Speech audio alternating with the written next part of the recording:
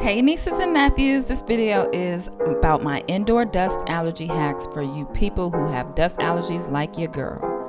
One thing that I do is have a Swiffer sweeper with dry sweeping cloths, and in this high rise I get a lot of dust collected from the vents, so dusting is an avid part of my routine.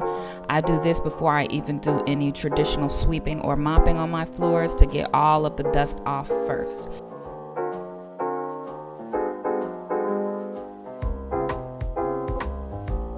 I also like to wear one of those little COVID masks while I'm dusting typically, but I don't know why I don't have one on in this video.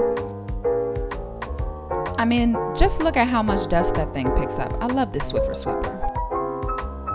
Then it's time to remove all of the dust on my window sills and my surfaces with a nice microfiber cloth, just to get rid of any dust that just might be sitting there. A major key in my home is Total Life Change's Peppermint Essential Oil.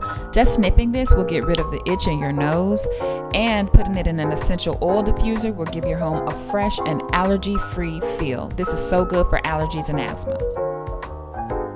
Speaking of asthma, this is a staple. This peppermint tea is a staple for anybody with allergies and asthma. I buy 6 boxes at a time from Amazon.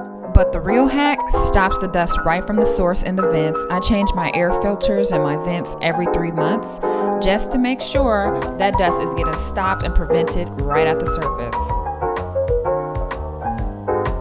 I hope I saved a life today with these indoor allergy life hacks. I am a life changer, health coach, and the best auntie on YouTube, your girl, Bad Aunt BB. So leave me a like and a comment below and share this with your friends who also need some help this allergy season. Until next time, it's your girl, Bad Aunt BB, over and out.